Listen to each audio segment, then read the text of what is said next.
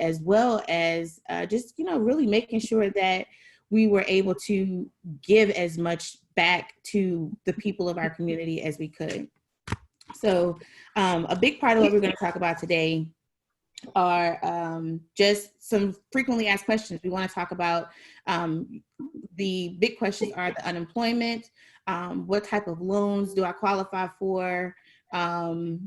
Let's see, what else do we have here on my list? How to stay safe. Is it important to wear a mask? Should we be wearing gloves? How to properly wear gloves when we're out in public. We want to make sure that, we're not cross-contaminating. So we do have quite a few things that we want to kind of cram in a short amount of time. We did get a slightly late start, but it's okay. We're trying to wait for everybody to kind of come in. I know it's Saturday morning. It's 11 o'clock our time, early on the West Coast, and we do have a few people that are going to be joining us from the West Coast. So I'm not going to go out deep chatty for very long, but I do want to introduce Tashonda. So Tashonda has been in emergency management for 7-8 years now? So when I look back to what I do, which, emergency management, probably about 8 years, but organizational resilience in general, which is not just the people part of it, it's the business part of it.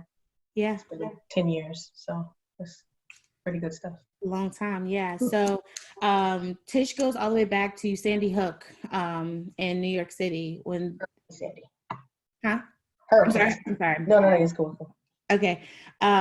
Way back. And she, of course, was a pioneer in that regard up there in helping New Yorkers to, kind of rebuild Brooklyn. And, of course, since then, she's worked on various projects, including helping organizations, large and small, to make sure that they have their emergency preparedness in place so that they're able to, effectively do what they need to do to, of course, get the information out to people and be proactive instead of reactive in times such as these.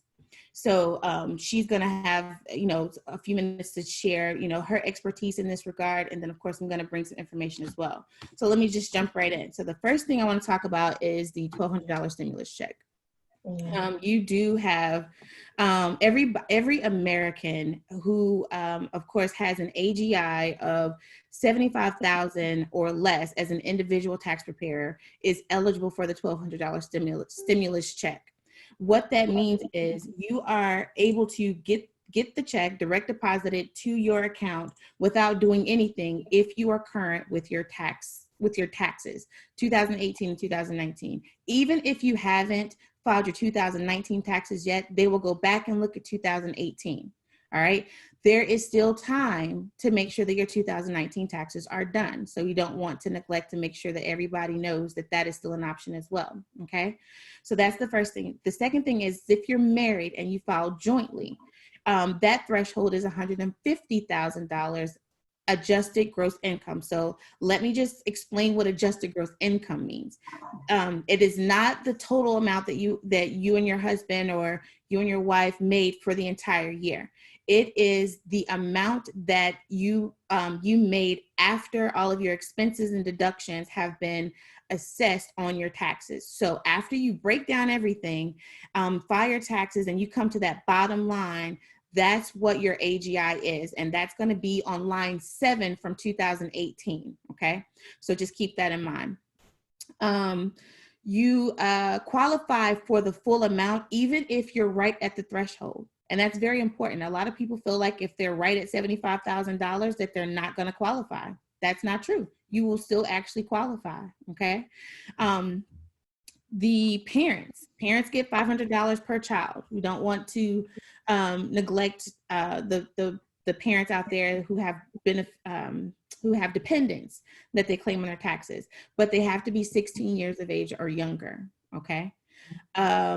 If you make up to $99,000, that $1,200 stimulus or $2,400 stimulus for married people filing jointly is going to be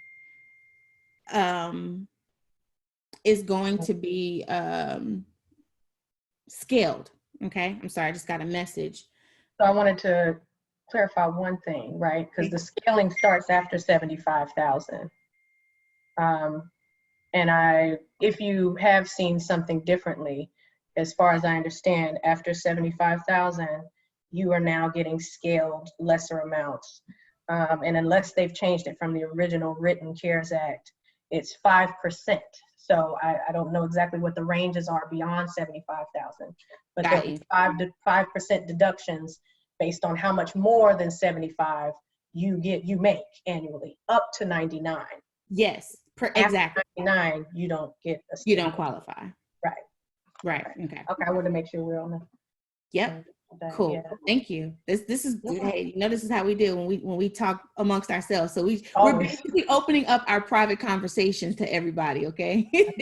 That was the whole point of this. Was exactly. Like, talking about this stuff, and why don't you at some point?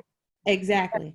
So let me see what else I have here. So another thing that was super important is that beneficiaries of SSI are actually eligible as well. But what that means is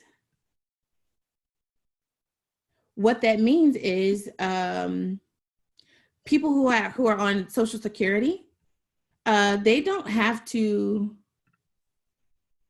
There we go. I'm sorry. Thank you. Sorry, I had people waiting. Okay, here we go. Cool. All right. So, but what that means is everybody who is on Social Security and you don't file taxes, you do not have to file a tax return. They will use your Social Security income and go ahead and send you your stimulus check automatically. Okay, so you don't have to wait for it. It's going to come to you automatically. You don't have to file a tax return either to go ahead and get your stimulus check. It's going to come to you regardless. So I don't want you to feel like if you are on SSI and you don't file taxes, or if you are over a certain age that you won't qualify. That is not true. You will definitely qualify. Okay. They will use the method of payment that you use for your SSI to distribute your funds. Okay. So important to point out with this, it means that there's no application process. Right. The only thing that people should be doing is what you should already be doing, which is keeping your tax filing up to date. That's it. So there's nowhere for you to go and say, where is my money as well, which I hope doesn't become problematic, but just want to I'm trying to keep up with comments too. Mm-hmm. Just make sure I come over here. Yeah, but so another thing, while you're talking about the seniors, Ednethia, the required minimum distributions for individuals over 70, who what you're supposed to take annually from your 401k in your retirement, that rule has been lifted. Great. So, yeah, and I'm not totally clear on what exactly that is, so I will find out what it is and draft a paragraph, for you. But yeah, the required minimum distribution from 401k for people 70 and older has changed due to this. So awesome. Yeah, that's a major deal for, I know, a lot of people who are, living on supportive retirement funds or government checks. Awesome. Okay, cool. Great. So that's really good to know. So I know one of the things you had mentioned to me was talking about considerations for the seniors, and you touched on that, but you talked about SBA loan stuff. I think there was did you have some information to share? Yeah, I do have some information to share about the SBA loan. Basically, at some point, as an independent contractor, Lyft and Uber and things like that, Uber Eats, Instacart, anything like that, basically we were kind of just left out. If you were a participant of anything like that, you just didn't qualify for unemployment. You rarely qualified for any loans or anything like that. And with this particular pandemic, what they have done is opened all of that up to those of us who participate in those types of, I'm going to mute everything and then unmute you. Cool.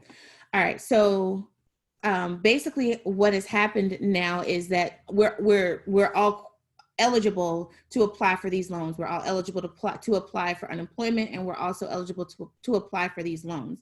On the SBA website, there are two different types of loans that you qualify for. If you are a person who has employees or subcontractors that you pay, then of course you have the option to apply for the payroll protection loan. And basically what that means is that you have a loan that you're accessible to that will provide you with money that you have 75% of those funds that you have to dedicate to your payroll.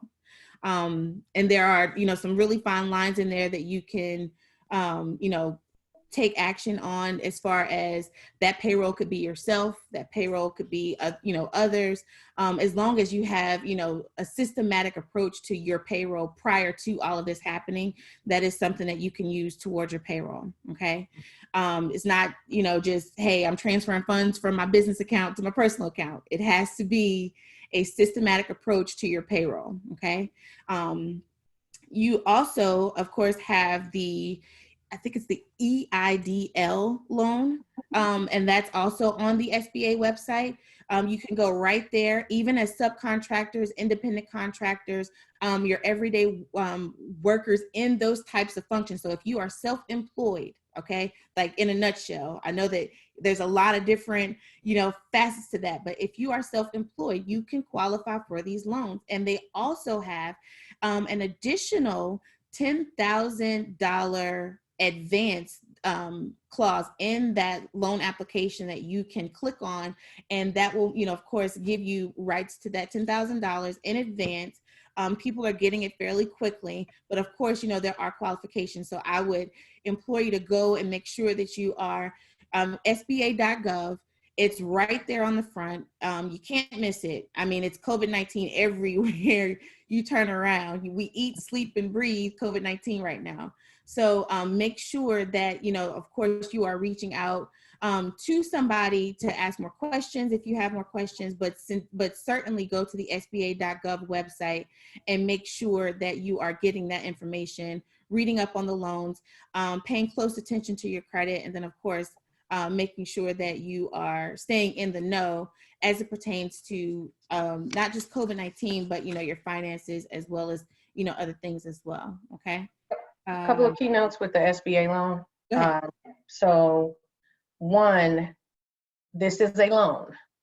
You have a lot of opportunity to learn from how we've done this in the past. With Hurricane Sandy, there were loans going out to people who were small business owners. And at the same time, they were getting individual disaster assistance. And this stuff is ultimately coming from the same large bucket that's distributed to smaller buckets and going down to people. So it's something to think about. Do not apply for benefits you do not need. These things get sucked up so quickly. And if you notice, we've had bill after bill, and there's about to be another bill. They're working on that now, because we understand when we're reactive in crisis that you have to basically make a lot of money out of thin air to make things happen so that you can save people, protect people, save people from themselves, etc. And usually if you do it reactively, you'll have to do it again. And so we've seen that. We had the Families First Medical Leave Act, and then it was followed by the CARES Act. And there will be another portion of stimulating legislation that's probably going to allocate funding in some ways.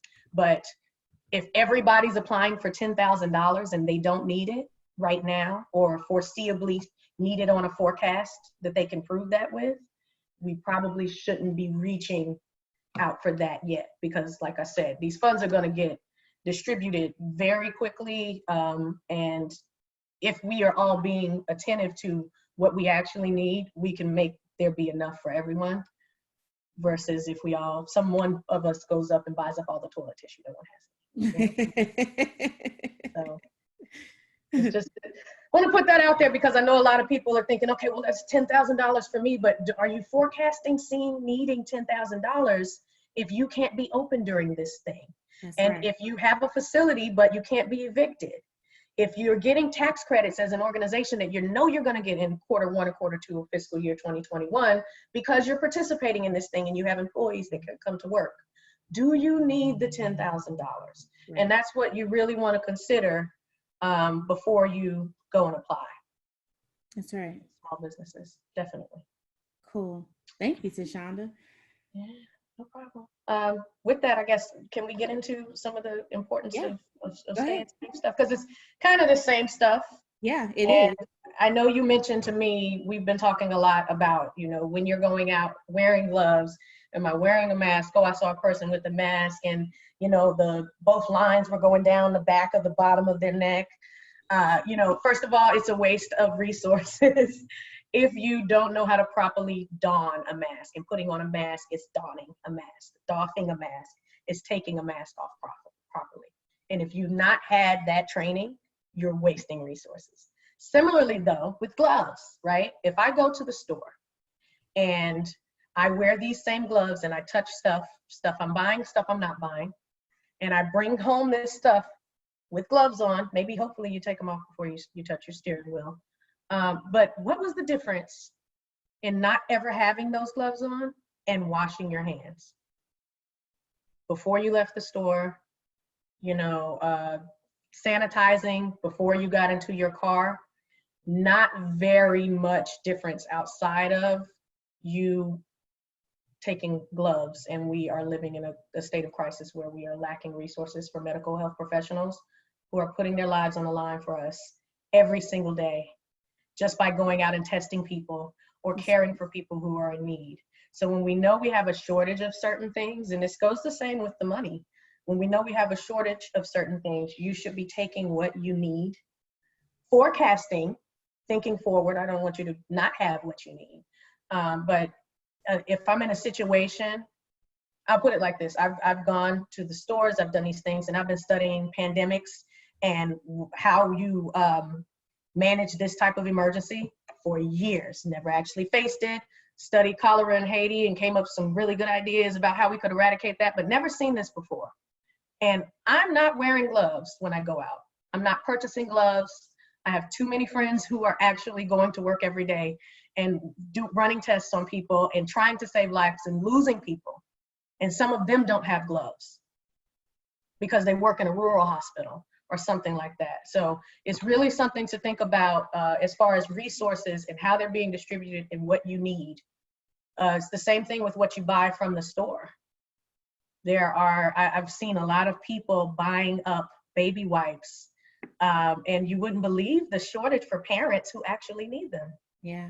It's not okay, you know, and we have to have considerations for each other in this type of situation, because there's a mental impact piece of this that a lot of people are not thinking about. We're all focused right now on tending to our physical health. And so in that, your social distancing, hopefully. I mean, I have to say, if I ride past a park here, I live in Durham, North Carolina. If I ride past a park, I still see people out, hanging out, kids out, you know, not very far distance. I drove down Holloway Street and it was disturbing to see this yesterday. There were about 12 police cars, and anyone who knows Durham, North Carolina knows Holloway Street is basically the hood. Ruth says, don't go over there. So yeah, it's one of those kind of places. And 12 cop cars out along the various blocks, and the police are standing out blocking people, telling them they can't stop trying to come out here and hang out. Are you serious? And then when you go through Holloway Street, you can see the people in groups, and we roll the windows up, but you can hear them yelling like, yeah, they're not gonna tell me I gotta stay in my house. It is a stay-at-home order. And they're not supposed to have to come tell you. They already said, stay at home, except for if you need medical supplies, if you need to go to the grocery store. Okay, medical supplies includes like a doctor's appointment and that kind of stuff, right? Or, and I don't know why they keep saying this part, if you need to take a walk. When you say if you need to take a walk, it makes it a little confusing. Stay at home order means stay at home. Every single time you decide to go out, you not only put yourself at risk, you put every other person around you at risk, and every person you come in contact with.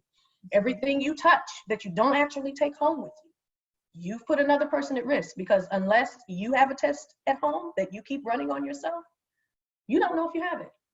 Wow.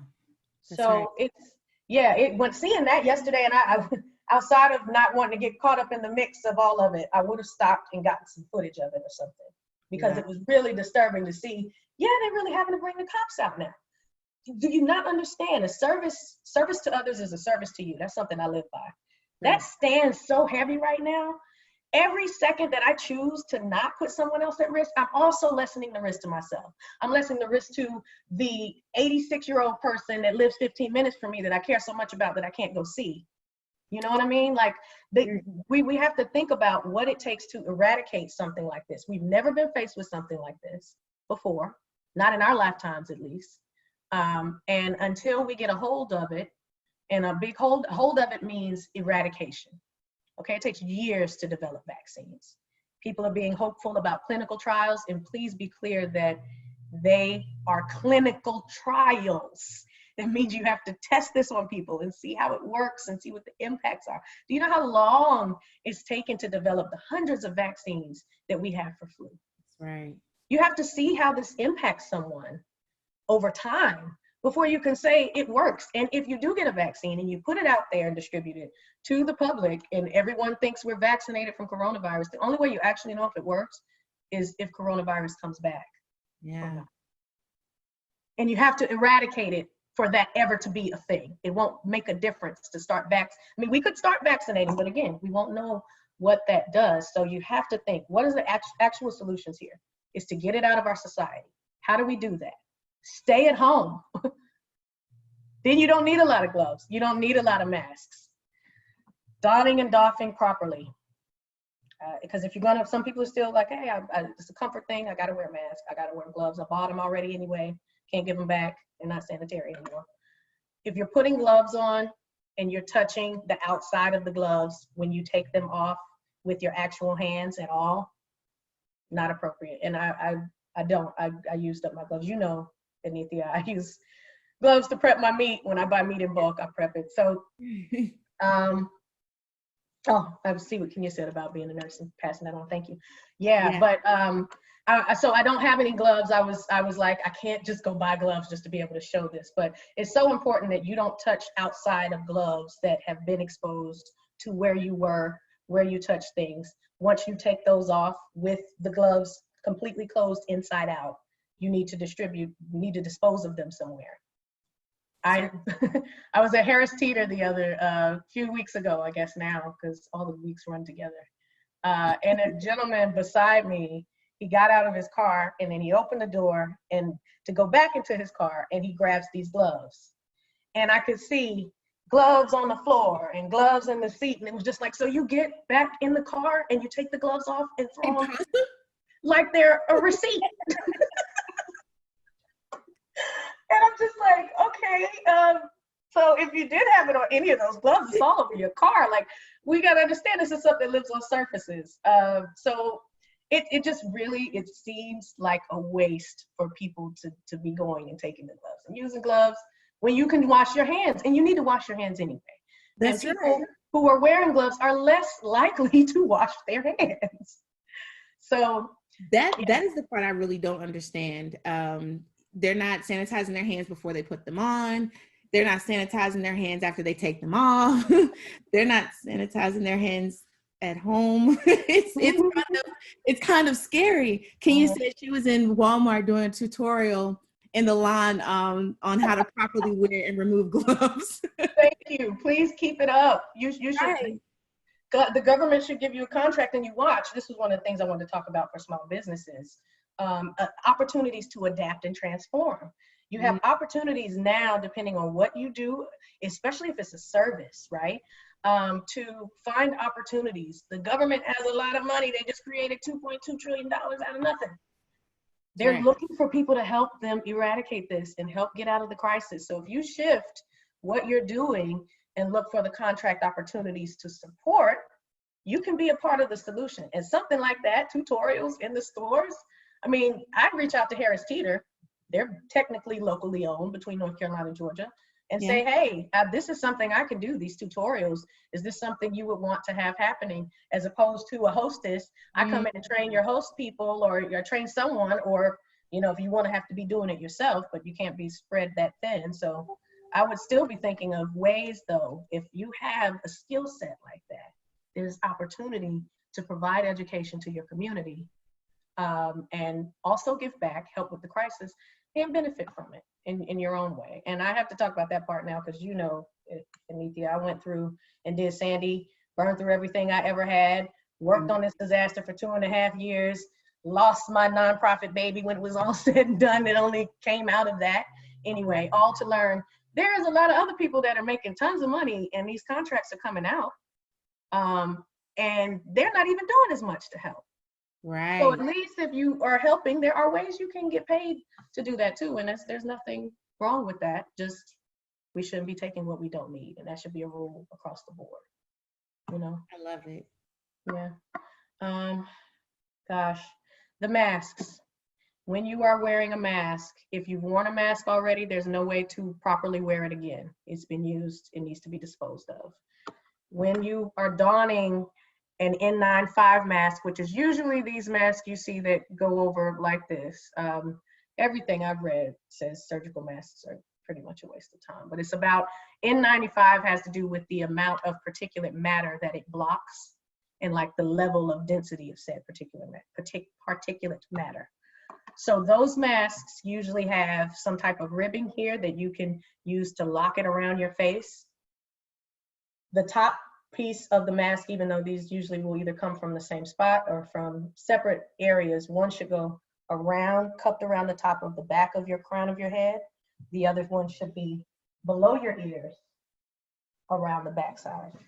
If you get back in your car and you took your gloves off, you still have your mask on, and then you take your mask. Do you see how we have so many other pieces that you have to keep up with by utilizing resources that we don't necessarily need to use? Now, if you're a person with respiratory illness, or you are high risk in any way, shape, or form, and you have to go out, I am not saying that any person on here, or any person listening, or any person that watches this down the road, I'm not saying you shouldn't wear a mask, not by any means. I am saying we need to be very cognizant of what resources we take, when we take them, and why we're taking them. Am I taking it just because I'm scared?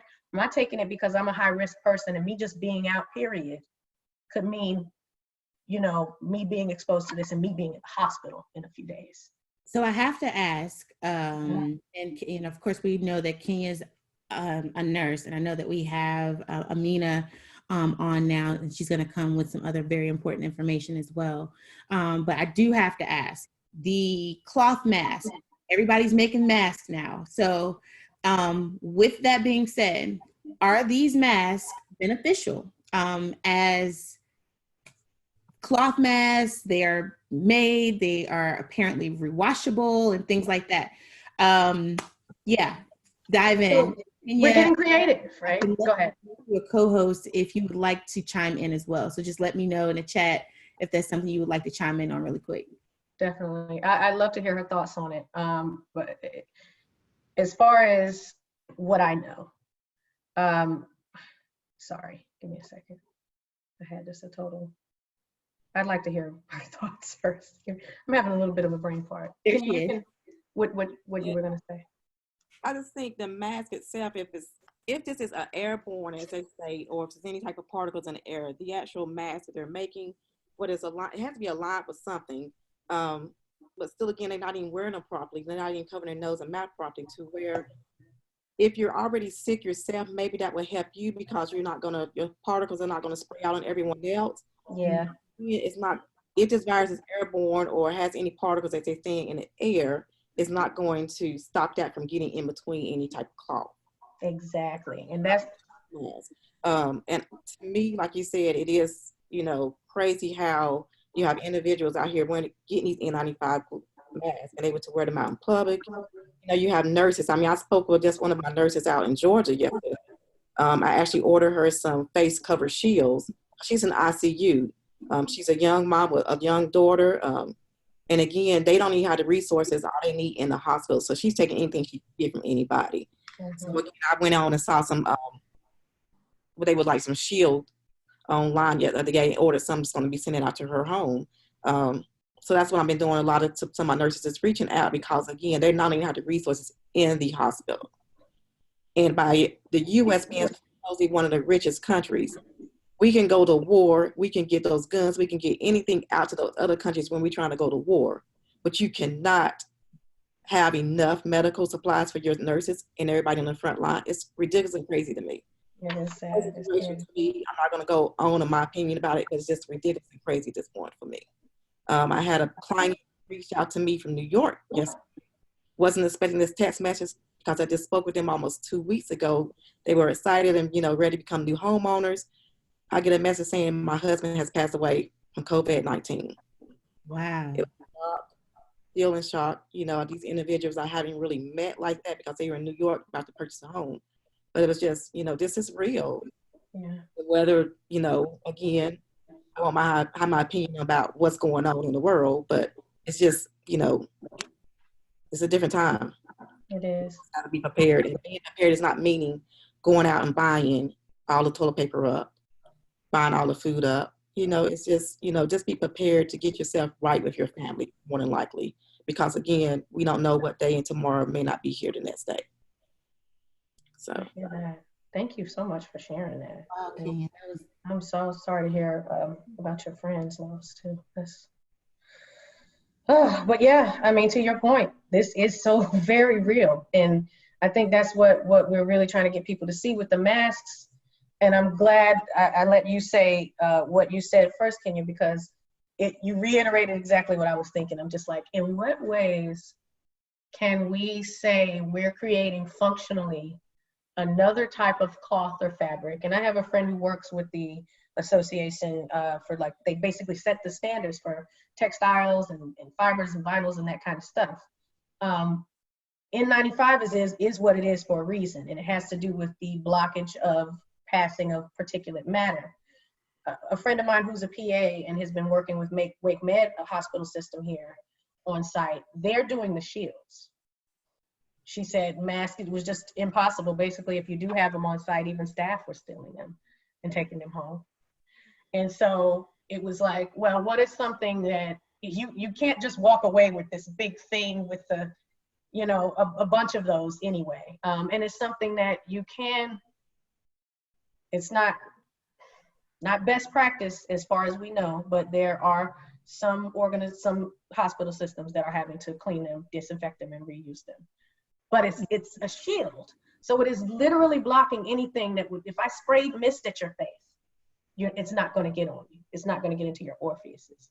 So I see that being beneficial. Maybe you want to make a shielded mask that you disinfect when you go out, and then you don't have to steal anymore or the reuse of 95s as they're being produced. Because there are a lot of companies that really have,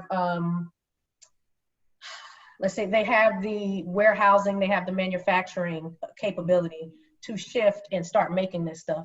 And that's the whole point of, they want to reenact the National Defense Production Act, which we haven't used since World War II, but that would allow the federal government to kind of enforce companies to start making the stuff they need. And back then it was make steel, make weapons, etc., to support World War II. Now it would be shift and make the resources that we're lacking. I guess one of which is going to probably still be toilet paper, because I still don't see that at the store anymore for some reason. So, wow. Did you have anything to share, Tish? Or I'm sorry, Tish. No, it's okay. It's all right. It's my nickname. It just is. I don't. But I will say, if anyone wants more information, I know you're gonna send out something for people to reach back out. Yeah, I'm gonna set up a Q&A portal on my website where you'll be able to contact Tashonda directly through email. You can submit your questions and she'll respond to you directly with any more information and updates that she has regarding COVID-19. I want to thank you so much for participating and coming on this morning and sharing your expertise with us. Kenya is going to give some quick pointers about the mortgage lending, and then Ameenah is going to come right in and give us information about some other important financial information as well. So I'm going to go ahead and make Ameenah a co-host. Kenya, you can go ahead and give us your insight on the mortgage, and then Ameenah is going to take us out. All right. All right. Good morning. So just thank you for this opportunity. A little early here on the West Coast, but we made it in on time. So again, as far as mortgage companies going on right now, I know people have seen a shift and what people were saying that the recession was coming. And I'm, for one, is not going to say it's going to recession. On our end, as far as the mortgage side is, I think the issue is going to be that a lot of people need to realize we're not back in '08 and '09 times. One of the things is back in '08 and '09, you had higher interest rates. You had individuals getting loans with no docs. You had lenders who actually weren't verifying information back then as well. So we are in different time frame back in from '08 and '09 time frame. Individuals are getting mortgages who were actually verified. The mortgage rates are not as high as they were back in '08 and '09 as well. Those rates, you had individuals having rates in the actual 6s and 7s, or could have been higher than that at that time. So you don't see those interest rates that high back now in 2020. So again, I have individuals who are currently, and I will say for individuals who are currently still employed and your goal was to purchase a home, now is still the time to purchase a home because the rates are still really low. I have a individual who just went up on a contract last week. His rate is around 3.175, so the rates are still good. Also, I'm a notary signing loan doc agent as well. So I went out the other night and did a refi for a VA refi, and that refi was at, I think, 3.125. I also had some neighbors who just refied 2 weeks ago, and their interest rates were around 2.875. So again, those individuals are still working, still employed, had stable income, or had some savings. Now is the time for you to actually go ahead and purchase a home. Nobody has a crystal ball that can state that we're going to go to where all these homes are going to be in foreclosure. So I don't want to put that out there and say that, oh, we're going into a real bad recession as we did back in '08, '09. I don't see that coming based on the type of loans we currently have now. Now, also, I want to reiterate for those individuals who are currently out of work, who are having opportunity to forbear those payments, make sure you do understand these are not forgiveness payments. You will have to repay these loans or that mortgage payment you're going to skip, whether it be based on when you actually return back to work and after your forbearance is over with, that money may be due at that time, or you might actually see where it may be put back in a lump sum on the back end of your loan, but you will have to repay those payments. So if you are in a position where you actually can make those mortgage payments, and may also renters too, make sure you make those payments, because again, you may not be in a better situation at the end of your crisis, whether it be 3 months down the way or 6 months down the way. So again, I do advise anybody who has the opportunity and the money and the funds, go ahead and make that payment for your mortgage payment. And like I said, the rates are still good. So individuals are still looking to purchase their home. Most states are still allowing us as real estate agents, as essential workers, to be able to still show homes. Now we are doing using precautions when we're out showing homes. I was out on yesterday with an individual showing homes, and one of the things I do have some gloves. I do have some Lysol wipes. I'm still looking for some spray. Haven't been able to find any spray anywhere in weeks. But again, I do make those precautions. I do ask my clients to allow me to open the doors for them. And I do ask them to not touch anything in the home, considering we don't know who was in there prior to us, or especially if it's a vacant home, we don't know who was in there prior to us. And also occupied homes, we're coming to homes where people actually still live. So we want to make sure that we actually respecting that person's home as well. So we don't touch anything. Also, if they're some homeowners may ask that we wear a mask. I do have some masks available for those individuals, just to, be out of respect for that homeowner's wishes. Because again, we don't want to be the one to bring anything inside of their home as well that they have to live in at the time being. So again, that's what's going on in the real estate market. We still have houses on the market. We still have individuals who must find a home. So we have buyers still looking. We have sellers who actually still need to sell their home because they might be moving or have a job somewhere they were going to, or they may just be in a situation where they need to be out of their home. So the market out here currently, not now, it has slowed down. but we still are not seeing a big really shift. Again, the rates are still good. So if you guys are looking to buy anywhere in the U.S., all 50 states, you can give me a call. I can assist you in all 50 states. My number is 702-401-8733. You guys have a blessed day. And Ednethia, thank you again for allowing me to come on this morning. Absolutely. Thank you so much, Kenya. I appreciate you sacrificing a little sleep for me today, too. All right. So we've heard from Tashonda about all of our pandemic do's and don'ts.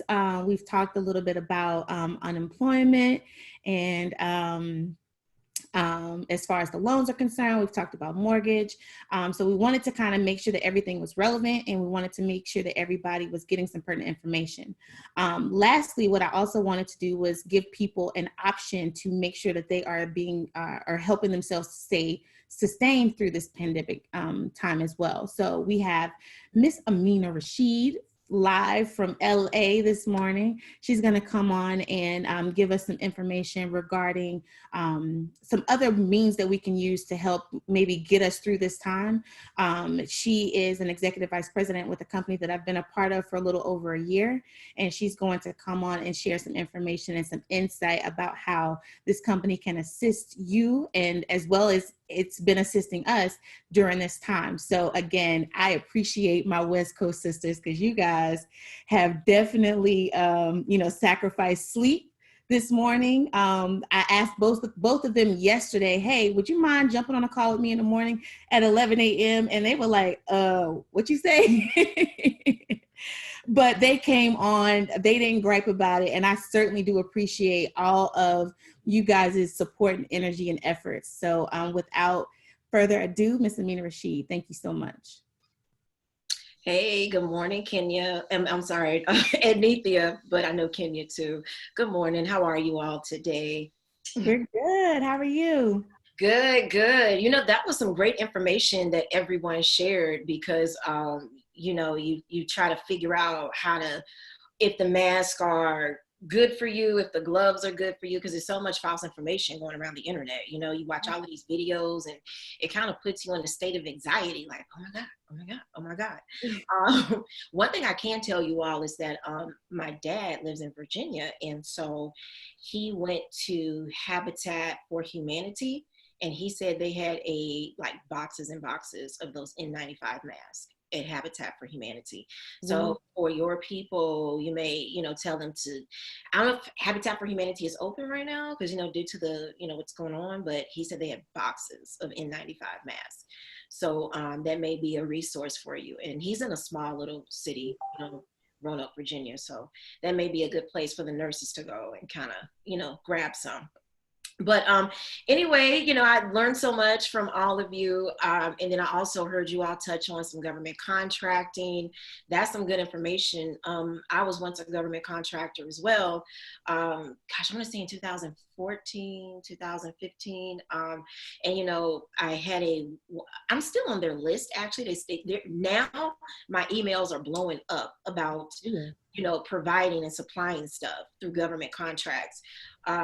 If you're minority owned, woman owned, you kind of get reciprocity, and you get like first dibs over a lot of these bid opportunities.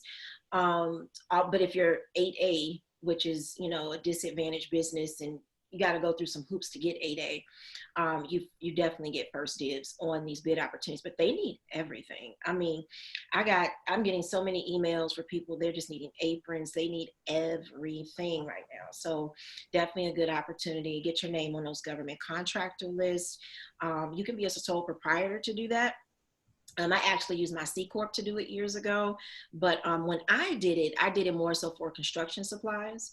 And I had a contract with the Los Angeles Department of Water and Power. So I provided them with stuff like porta potties, dumpsters, ice machines, bottled waters. Now I just basically contact Nestle, have them to drop ship, and just put my money on top. And I never touched the product. It was always a drop ship type of thing. So that's something you all can look into for sure, if you're trying to go into that sector. But as far as working from home and, earning some additional income, we can certainly kind of show you what, we do and what we're helping people to do during this pandemic, because a lot of people, they just need an option of like, hey, I've lost my job, I'm home, what can I do? And also too, with the economy, being the way it is, a lot of people are not paying their bills right now because they did experience job loss, or maybe they experience, income loss in their business. So I'm going to share with you all exactly what it is that we do here at our company, because it's something that people desperately need during this time. So let me go ahead and share my screen. Our company is United Credit Education Services. And so basically what we do, we provide people with financial solutions. I'm going to take you here so you can take a look inside of our dummy account and you can kind of see exactly what it is that we have to offer. I started with this company in January of 2016, so a little over 4 years ago. Now, when I came here with the company, I didn't really realize the worth of it. I didn't really understand it. So after about 4 weeks or so, I just decided to leave. So I left the company after 4 to 5 weeks.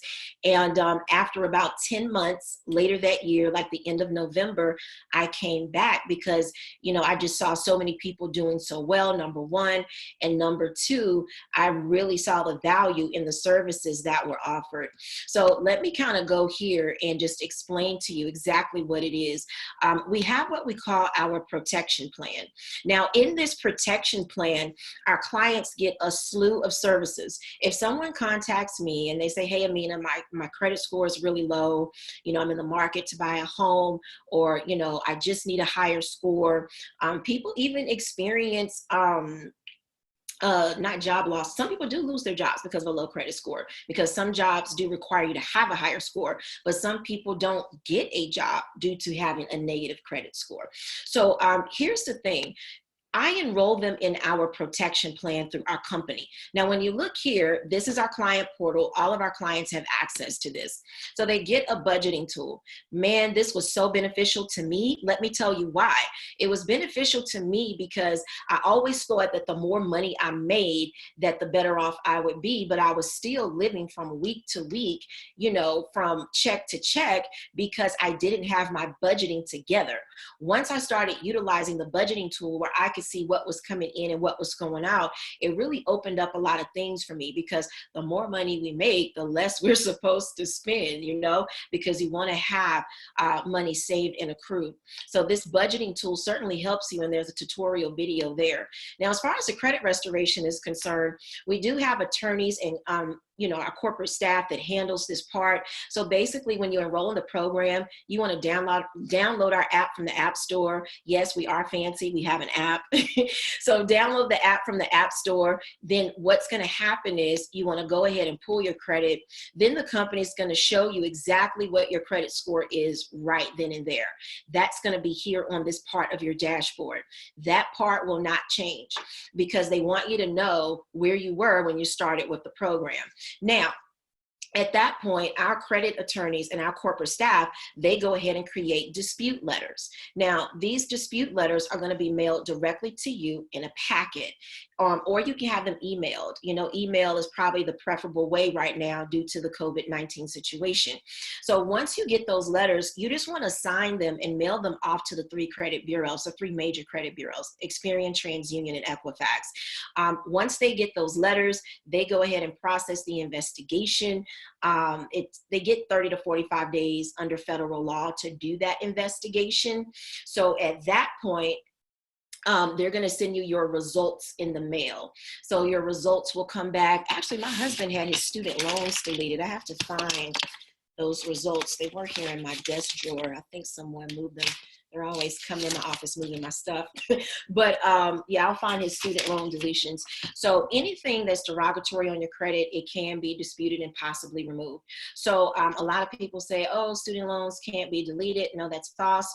We've had several clients to have their student loans deleted, bankruptcies, tax liens, repos, medical bills, collections, charge-offs. all sorts of stuff can be removed from your credit.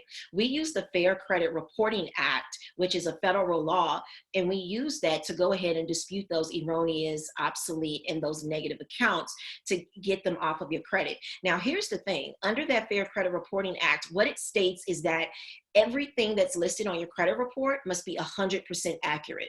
So, I mean, if your name is misspelled, the address, that's not 100% accurate. It is not in tune with the law. Also, too, if there's payment history missing, that is not accurate. So we use these laws to help you clear these things up. So that's very, very important. And our attorneys are skilled, you know what I mean? Now, I want to also explain to you how your credit score is calculated.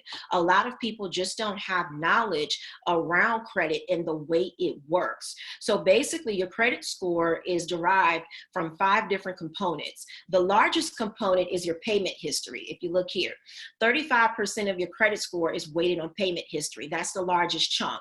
So if you miss a payment, more than 30 days late, so you do have 30 days to make the payment on whatever account it is, whether it's a credit card, a loan, or what have you, you do have 30 days before they actually report it as a late payment. So if you do miss a payment, after 30 days, it can drop your score down by 120 points. So you want to make sure you're always making those payments on time. And then some people have collections on their credit. And here's a crazy part about collections is that every month that collection is on your credit, you're getting hit with a late payment, late payment, late payment, late payment. So you want to make sure you go ahead and get that stuff cleared up.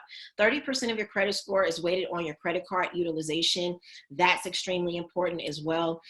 Everyone says, I paid off my credit card and I closed it down. Don't do that, because credit cards actually are a huge chunk of your credit. It allows lenders, banks and lenders to know how responsible you are as a consumer. Now, what the key is with credit cards is you don't want to overutilize them. You want to make sure that your credit limit is not your credit limit, that your balance is very, very low. So for example, if you have a Capital One credit card with a $1,000 credit limit, don't use more than 30%, which is $300, okay? Now that's the threshold, which is still kind of high to me. Now, the magic number is 7%. If you keep your credit card balances at 7%, your credit score will torpedo. So it's very important to have credit cards. We do have a secured credit card that we do offer for those people that cannot get approved. You can get the secured credit card and start building your credit, because you must have that in order to have an excellent credit score. You will not have over 700 without a credit card. So it's very important to remember that. Now, 15% of your credit score is your length of credit, how long you've been building credit. So if you have short credit history, you want to definitely do what you can to help build it out. That's very important, so you can get length of credit. If you have maybe a family member that is very responsible with their credit and they have credit cards that are in good standings, maybe have them to add you as an authorized user if they've had the card for a while. But make sure they're responsible, because if they have high utilization, it's going to affect your credit. That's what I did for my children. Once they turned 18, they both of my daughters, they had well over a 750 credit score, because I put them on my credit cards when they were 17.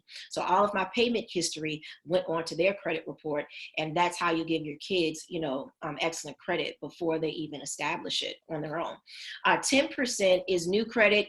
We have to have new credit, but just be careful, because it can, drop your score, too many new accounts. Also, 10% is the types of credit used. So you must have loans as well as revolving accounts. What is revolving accounts? Credit cards. Do you see how we're going back to credit cards again? It's all a game. It's all a system. Once you learn how to utilize the system, you can certainly win. Credit, affects your insurance rates. It affects security deposits. It affects so much, and you really want to ensure that you have excellent credit. So we continue this process of the disputing until we get everything cleared up. Now, I also want to show you Credit Builder. Now, this is really dope, because we are educating you. We don't just say, oh, let me just fix your credit, put a Band-Aid on it, and you learn nothing. Nah, sis, you're going to come in, you're going to learn, information around credit. and also finances as a whole. So here what we have is so many sample letters you can utilize. Also, we tell you how to maintain credit, divorce in your credit, how it can affect you, students in credit, credit building tips, credit versus debit, check systems. Check systems is a whole different credit reporting agency. They deal with checking accounts, through banks, and they report you if your account goes negative, or if you write and you don't pay it off, or if you write a bad check and you never pay it off, it'll be reported to check systems. Wage garnishments. What is a wage garnishment? What can you do about it? We personally cannot do anything about your wage garnishment, because I want you to think about this. A wage garnishment is when a creditor sues you, takes you to court, and a judge signs off on that order for them to come and collect what you owe them. This is a judge signing off on that. We can't override a judge. That's not something we can do. Now, what we can do is dispute and get the judgment off of your credit if it's on there. And let me explain to you why. A lot of people get confused right here. The reason why is because the credit bureaus are a for-profit corporation. They make money off of gathering your info and selling it. So they sell it to banks, lenders, collection agencies, so on and so forth. They're not affiliated with the government. The courts do not report anything, nothing at all, to the credit bureaus. They have zero contact with the credit bureaus, because the credit bureaus are a for-profit corporation. They have zero contact with them. The credit bureaus hire a third-party agency to go look in the court's database and to see your information and add it to your credit report. So it's not the courts that's doing this. It is the credit bureaus, because they make money off of selling your info. So for all of you people with bankruptcies, the courts are not putting it on your credit. It's the credit bureaus hiring a third-party agency like LexisNexis, things of that nature, to go and add it to your credit report. So I don't know if a lot of you knew that or not, but we're able to dispute it and to get it removed, because the credit bureaus, they really don't validate, they don't verify this information to even make sure it's accurate. This is all, computer-based. They're just adding stuff to your credit. They don't care. They don't care. So we use the Fair Credit Reporting Act to help you. Credit attorneys, you do have access to credit attorneys.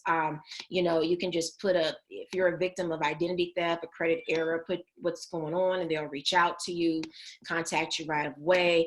Credit monitoring, you can check your credit score every day, get the real-time information. We even tell you your insurance score and your auto score.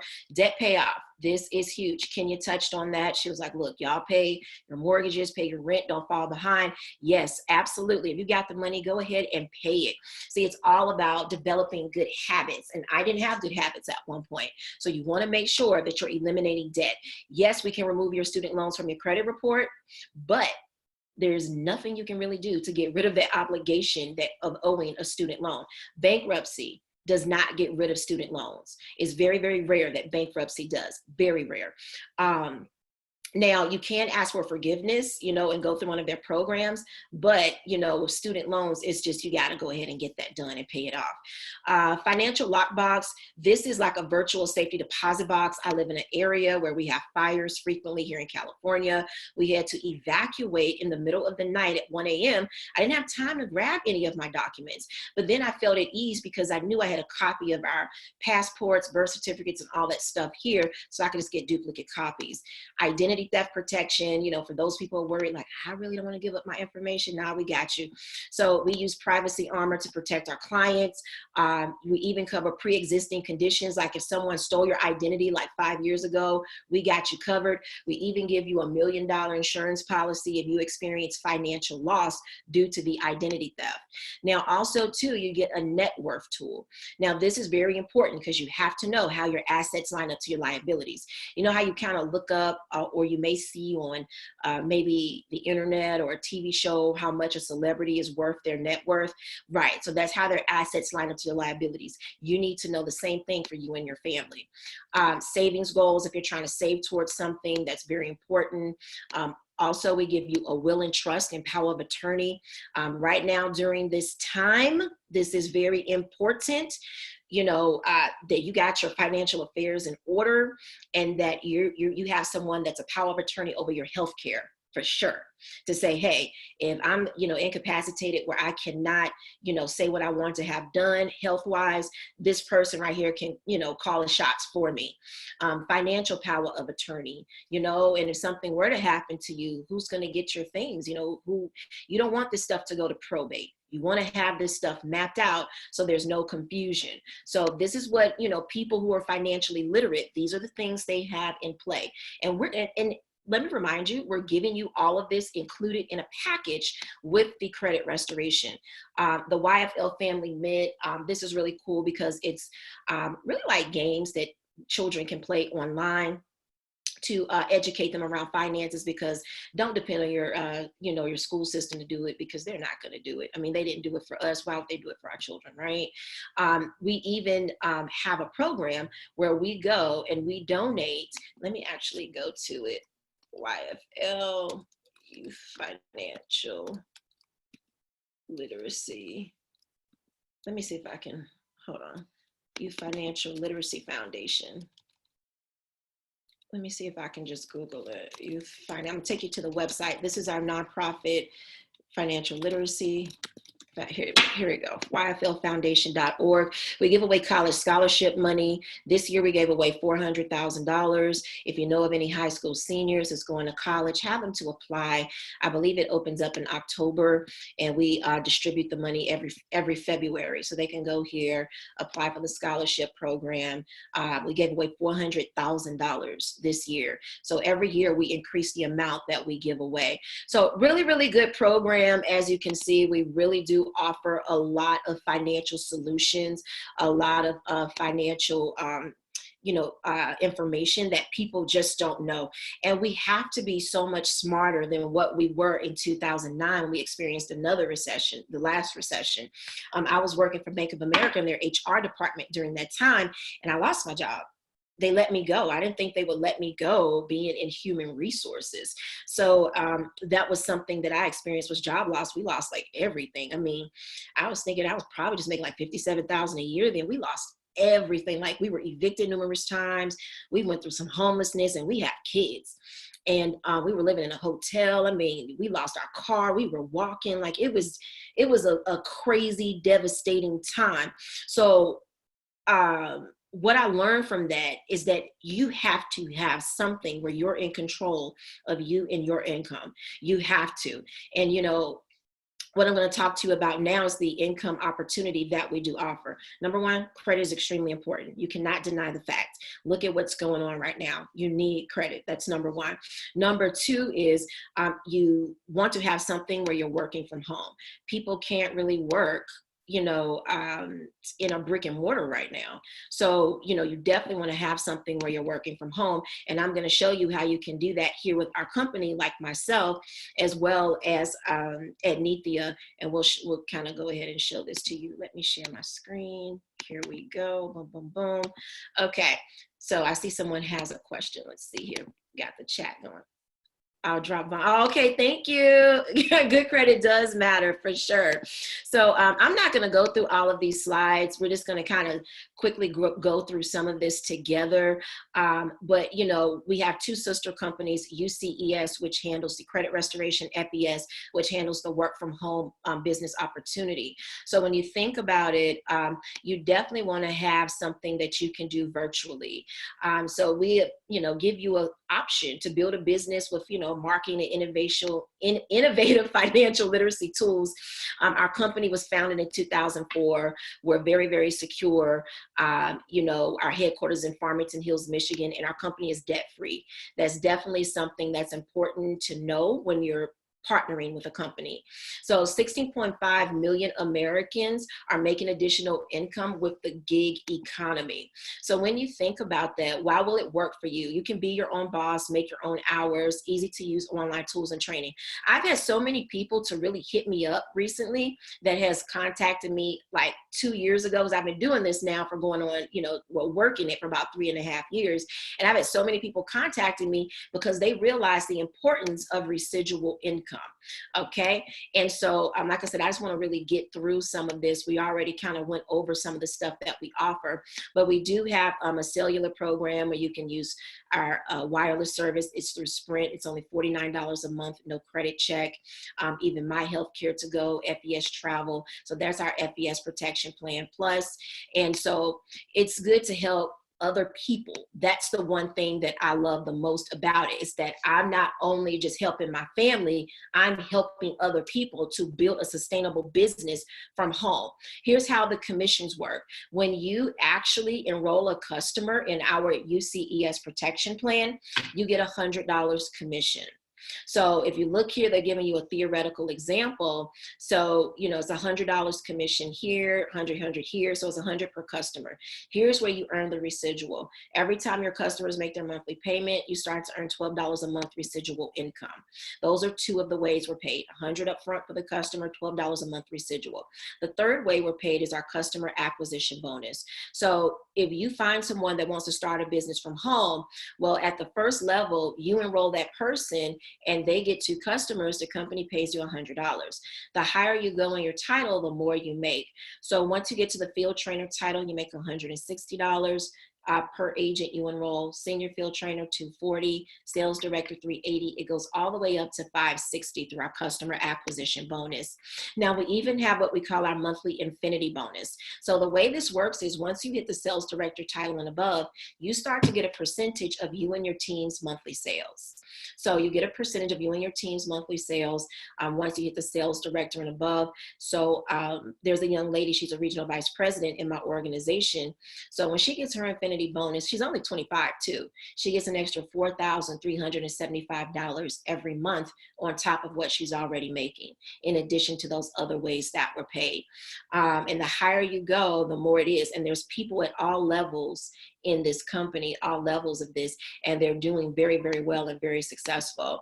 So, you do have additional awards. They do award you once you hit certain levels in the company, or they give you cool little, gifts and prizes. My husband and I, we've won a couple of these things. And now here's where it gets sweet. So if you want to get one of these cars, a Cadillac, a Mercedes, or an Audi, once you hit our R&R club, they'll give you $600 a month towards your car note. So level 2, they give you a $10,000 cash bonus. So they'll give you like a little check like you see here. Once you hit level 2, they give you an extra $10,000 for you, hitting that level and continuously building your team. Level 3, they increase your car payment to $1,500 a month. Level 4, you get a $25,000 cash bonus.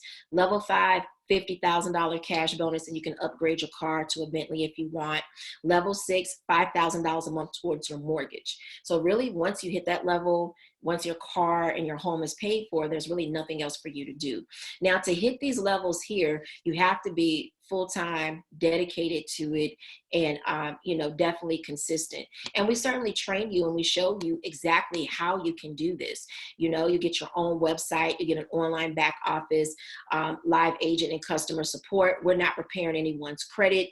We also give you life insurance.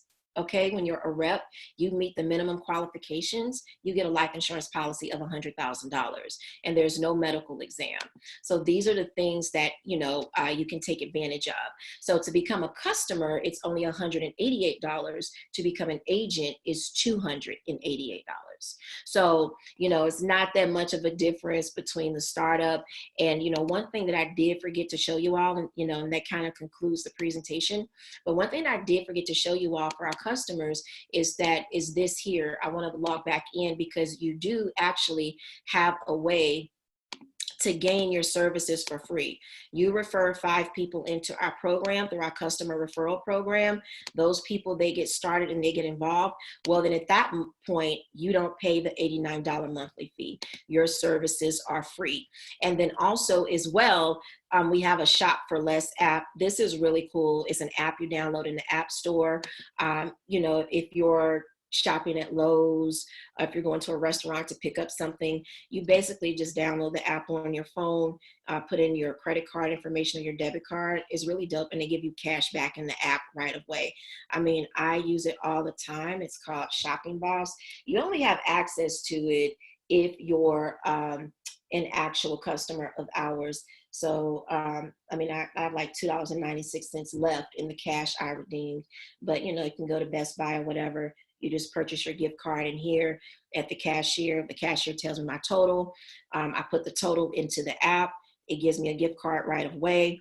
I take that barcode for the gift card, the cashier scans it, and it gives me money into the app right away. So it's a really cool app you can utilize. So other than that, that's pretty much it, ladies and gentlemen. You know, it kind of just wraps up what we do as a company, how we really, really help people. Like I said, right now, business is really booming because so many people need what we have to offer, and people are looking for a way to make extra money. I mean, think about how many people you know in your personal circle that needs credit restoration. You know what I mean? So definitely a win-win situation. So what I can do now, Ednethia, is hand it back over to you. If you have any questions, get with Ednethia. She can certainly help you to answer those questions, or myself, and we can go ahead and get you started at the minimum you want to restore your credit. Awesome, awesome, awesome. Thank you so much, Ameenah. I appreciate you again for sacrificing your Saturday morning for me, as well as Tashonda and Kenya. I promised that we would keep it, you know, within an hour. We're a little bit over, but I'm sure that the people that stayed on here, I thank you. Thank you all for joining us this morning. I know that the information was great. It's super appreciated, and you know, again, needed during this time of pandemic. So I will put, let me see, my email address in the chat for people to shoot me an email directly. And then with that, I'll also, again, update some information to my website so that you can reach out to Tashonda with any questions regarding COVID-19. You can reach out to me regarding any questions about financial education services. I think this is something that we're going to do on a weekly basis, just because there's so much information and so much changes every single day pertaining to all of this that's happening right now. So I'm going to upload this information to YouTube as well on my Business and Balance channel there.